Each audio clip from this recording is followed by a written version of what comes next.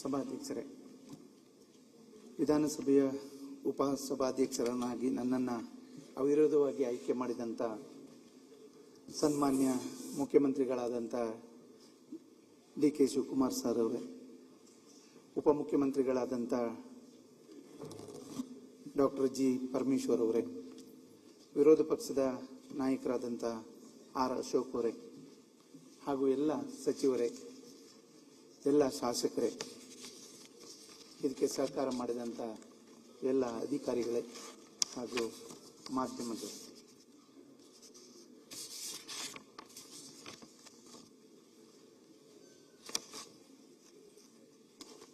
ನಾನೊಂದು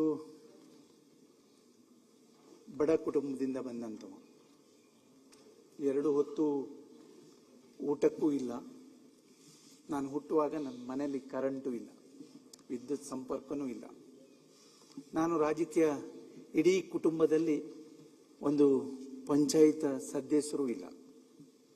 ನಾನು ರಾಜಕೀಯ ಮಾಡಲಿಕ್ಕೂ ಆಸಕ್ತಿ ಇಲ್ಲದವ, ಅಂದ್ರೆ ರಾಜಕೀಯ ಮಾಡಬೇಕು ಅಂದೇಳಿ ಇದ್ದವಲ್ಲ.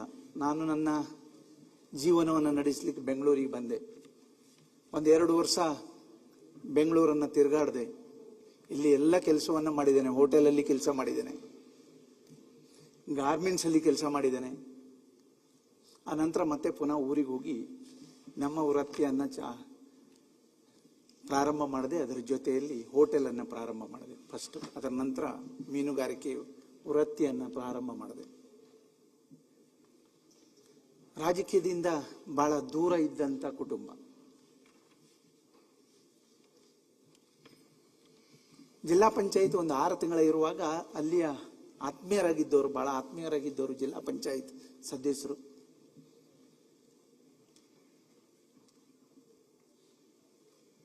ಕಾಮತ್ರು ಅವರಿಗೆ ನನಗೆ ಸ್ವಲ್ಪ ವ್ಯತ್ಯಾಸ ಆಯಿತು. ಆ ಸಂದರ್ಭದಲ್ಲಿ ನಾನು ಅವರಿಗೆ ಹೇಳಿದೆ, ನೀವು ಬಿಸ್ನೆಸ್ ಮಾಡಿ, ನಾನು ರಾಜಕಾರಣ ಮಾಡ್ತೀನಿ ಅಂತ.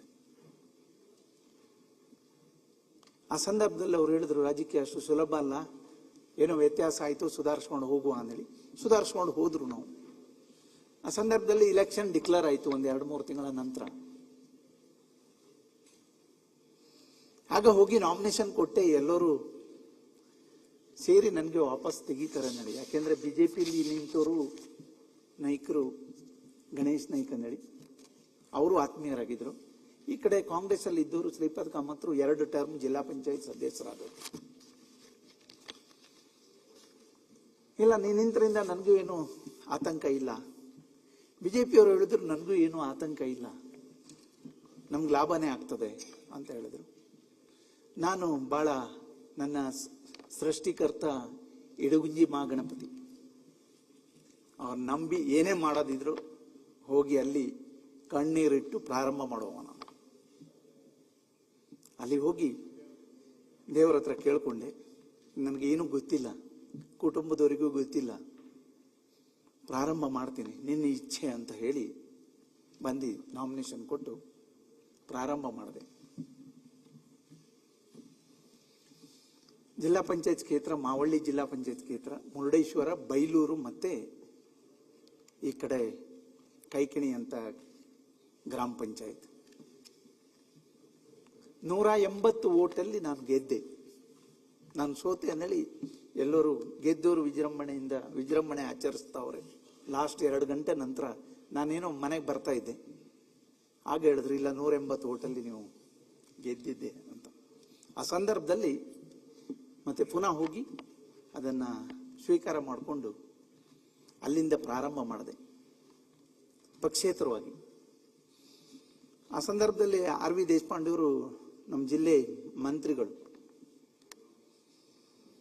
ಆಗ ನಮ್ಮ ಪಕ್ಷಕ್ಕೆ ಬರಬೇಕು ಅಂತ ಹೇಳಿದ್ರು.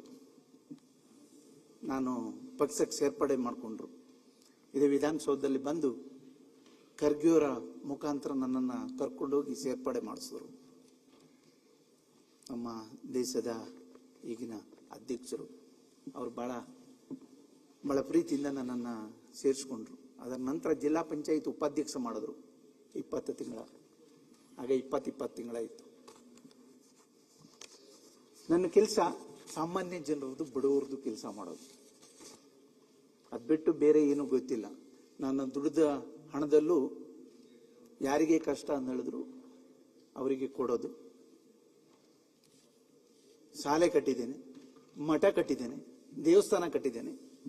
ಸಾಮಾನ್ಯ ಜನಕ್ಕೆ ಬಡವರಿಗೆ ಬೇಕಾದ ರೀತಿಯಲ್ಲಿ ವ್ಯವಸ್ಥೆ ಮಾಡಿಕೊಟ್ಟಿದ್ದೇನೆ. ಯಾವುದು ಸರ್ಕಾರದಿಂದ ಆಗೋದಿಲ್ಲ ಅಂದ್ರೂ ನನ್ನ ಕೈಯಿಂದ ಕೊಟ್ಟು ಕಳಿಸೋದು. ನಮ್ಮ ಕುಟುಂಬದವರು, ನಮ್ಮ ಹೆಂಡತಿ ಇರ್ಬೋದು, 2 ಜನ ಮಗಳದಿರಿದ್ದಾರೆ, ಅವರು ಸಹಕಾರ ಮಾಡ್ತಿದ್ರು. ಏನೋ ನಿಮ್ಗೆ ಏನ್ ಸರಿ ಕಾಣ್ತದೆ ಮಾಡಿ, ಒಳ್ಳೆ ಕೆಲಸ ಮಾಡ್ತಾ ಇದ್ರಿ. ಆ ನಂತರ ಮತ್ತೆ ಪುನಃ ಇಡೀ ತಾಲೂಕಲ್ಲಿ ಒಂದೇ ಜಿಲ್ಲಾ ಪಂಚಾಯತ್ ಕ್ಷೇತ್ರ ಇಟ್ಟರು. ಕೆಟಗರಿಯನ್ನ ಎಲ್ಲ ತೆಗೆದು ನನ್ಗಲ್ಲೂ ನಿಲ್ದಿದ್ದ ಹಾಗೆ ಆಯ್ತು. ಒಂದಿತ್ತು ಜಾಲಿ ಜಿಲ್ಲಾ ಪಂಚಾಯತ್ ಕ್ಷೇತ್ರ, ದೇಶಪಾಂಡೆ ಸಾಹೇಬ್ರ ಹತ್ರ ಮತ್ತೆ ಹೋದೆ. ನನಗೆ ಟಿಕೆಟ್ ಕೊಡಬೇಕು ಅಂತ ಕೇಳಿದೆ. ಇಲ್ಲ, ಸಾಧ್ಯ ಆಗೋದಿಲ್ಲ, ಕಷ್ಟ ಆಗ್ತದೆ, ಒಂದೇ ಜನರಲ್ ಇದೆ ಅಂದರು. ಇಲ್ಲ, ನಾನು ನಿಲ್ತೀನಿ ಹಾಗಾದ್ರೆ ಅಂದೆ. ನಿಲ್ಬೇಡ ಅಂತ ಹೇಳಿದ್ರು. ಆದರೂ ಅವ್ರ ಹತ್ರ ವಿನಂತಿ ಮಾಡ್ಕೊಂಡೆ, ನಾನು ನಿಂತು ಗೆದ್ದು ಬರ್ತೀನಿ ಅಂತ ಹೇಳಿದೆ. ಹೋಗಿ ಅಲ್ಲಿ ನಿಂತು ಬಿಜೆಪಿ ಮತ್ತೆ ಕಾಂಗ್ರೆಸ್ ಎರಡನ್ನು ಸೋಲಿಸು ಇಂಡಿಪೆಂಡೆಂಟ್ ಆಗಿ ಮತ್ತೆ ಪುನಃ ನಾನು ಪಕ್ಷೇತರ ಅಭ್ಯರ್ಥಿಯಾಗಿ ಅಲ್ಲಿ 1800 ಓಟಲ್ಲಿ ಲೀಡ್ ಆಗಿ ಗೆದ್ದೆ. 2010ರಲ್ಲಿ, 2005 ಮುಗಿದು 10ರಲ್ಲಿ. ಹಾಗೆ 13ರಲ್ಲಿ ಮತ್ತೆ ಪುನಃ ವಿಧಾನಸಭೆ ಎಲೆಕ್ಷನ್, MLA ಎಲೆಕ್ಷನ್ ಬಂತು. ಹಾಗೂ ನಾನು ಪಕ್ಷದವ್ರ ಹತ್ರ ಎಲ್ಲರ ಹತ್ರ ಕೇಳಿದೆ, ನನ್ಗೆ ಗೆಲ್ಲಿಕ್ಕೆ ಅವಕಾಶ ಇದೆ, ಟಿಕೆಟ್ ಕೊಡಿ ಅಂತ. ಇಲ್ಲ, ಆಗೋದಿಲ್ಲ, MLA ಇದ್ದಾರೆ, JD ನಾಯಕರು MLA ಇದ್ರು, ಪಕ್ಷದಿಂದ MLA ಇದ್ದವರು ಇದ್ದಾರೆ, ಕೊಡ್ಲಿಕ್ಕೆ ಆಗೋದಿಲ್ಲ. ಆ ಸಂದರ್ಭದಲ್ಲೂ ಹೇಳಿದೆ, ನಾನು ಮತ್ತೆ ಬೇರೆ ಪಕ್ಷಕ್ಕೆ ಹೋಗೋದಿಲ್ಲ, ನಾನು ಪಕ್ಷೇತರನಾಗಿ ನಿಲ್ತೀನಿ ಅಂತೇಳಿ ಹೇಳಿದೆ. ಆ ಸಂದರ್ಭದಲ್ಲೂ ನನ್ನ ಕ್ಷೇತ್ರದ ಜನ ನನಗೆ 10,000 ಲೀಡಲ್ಲಿ ಶಾಸಕರಾಗಿ ಮತ್ತೆ ಪುನಃ ವಿಧಾನಸೌಧಕ್ಕೆ ಕಳಿಸೋದು. ನಾನು ಯಾವತ್ತೂ ನನ್ನ ಕ್ಷೇತ್ರದ ಜನ ಅವರನ್ನ ದೇವರು ಅಂತ ತಿಳ್ಕೊಂಡಿದ್ದೇನೆ. ಅವರ ಆಶೀರ್ವಾದದಿಂದ 2018ಕ್ಕೆ ಸ್ವಲ್ಪ 5,000 ಮತದಲ್ಲಿ ಸೋತೆ. ನಾನು ಕಾಂಗ್ರೆಸ್ ಪಕ್ಷದಿಂದ ನಿಂತು ಸೋತೆ. ಆ ನಂತರ ಮತ್ತೆ ಪುನಃ ಮುಖ್ಯಮಂತ್ರಿಗಳು ಹತ್ರ ಬಂದೆ, ಸರ್ ನಾನು ಸೋತೆ ಅಂತ ಹೇಳಿದೆ. ಅವರು ಒಂದು ಮಾತು ಹೇಳಿದ್ರು, ಇವತ್ತಿನಿಂದನೇ ಕೆಲಸ ಪ್ರಾರಂಭ ಮಾಡು, ಇದು ಸೋಲಲ್ಲ, ಜಾಗ್ರತೆ, ಇದು ಮುಂದೆ ಒಳ್ಳೇದಾಗ್ತದೆ. ಟಿಕೆಟ್ ನೀನು ಬಿಟ್ಟು ಕೊಡೋದಿಲ್ಲ ಯಾರಿಗೂ, ಇವತ್ತೇ ಹೇಳ್ತಾ ಇದ್ದೀನಿ. V.Pharm ಮನೆ ಕಳಿಸ್ತೀನಿ, ಹೋಗಿ ಕೆಲಸ ಶುರು ಮಾಡು ಅಂದ್ರು. 5 ವರ್ಷ ಕೆಲಸ ಮಾಡಿ V.Pharm ಮನೆ ಕಳಿಸಿದ್ರು. V.Pharm ಜೊತೆಲಿ ಬೇರೆ ಬೇರೆನೂ ಮನೆಗೆ ಕಳಿಸಿದ್ರು.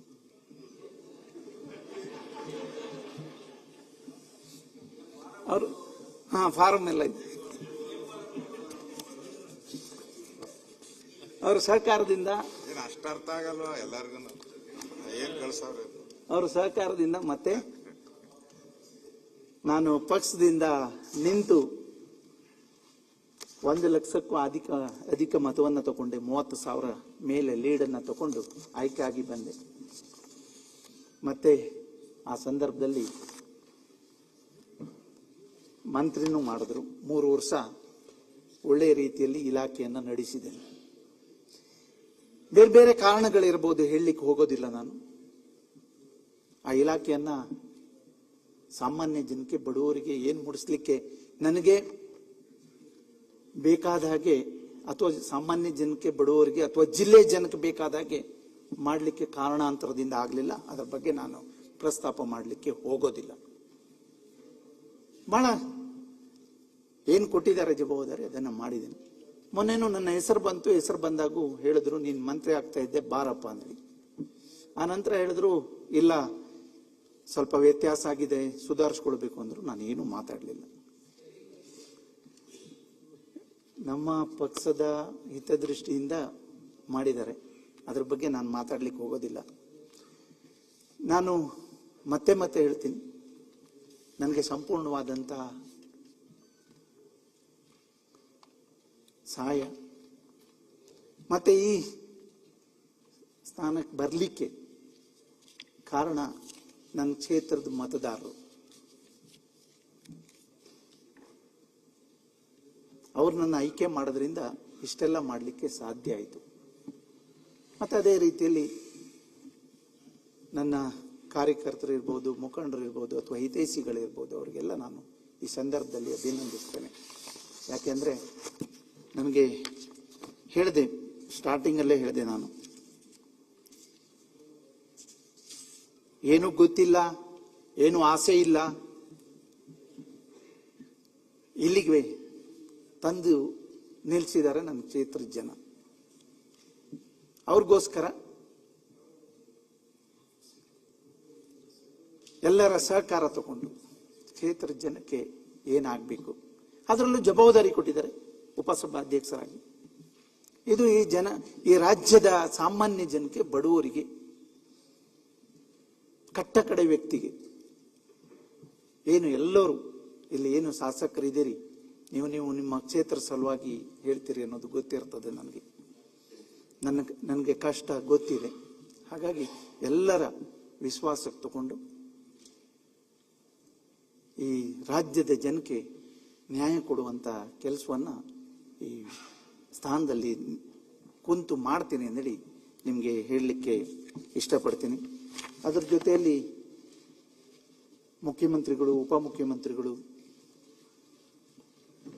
ವಿರೋಧ ಪಕ್ಷದ ನಾಯಕರು, ಅರವಿಂದ್ ಬೆಲ್ಲಾದವರು, ಸುರೇಶ್ ಬಾಬು ಅವರು, ದಿನಕರ್ ಶೆಟ್ಟರು, ಆರ್ ವಿ ದೇಶಪಾಂಡೆ ಸಾಹೇಬರು, ಎಚ್ ಡಿ ತಮ್ಮಯ್ಯ ಅವರು, ಎಸ್ ಪಾಲ್ ಸುವರ್ಣ ಅವರು, ಹರೀಶ್ ಪೂಂಜಾ ಅವರು, ಇವರೆಲ್ಲ ನನ್ನ ಬಗ್ಗೆ ಬಹಳ ಹತ್ತಿರದಿಂದ ತಿಳ್ಕೊಂಡು ಮಾತಾಡಿದ್ರು. ತಮಗೆಲ್ಲರಿಗೂ ಅಭಿನಂದಿಸ್ತೀನಿ.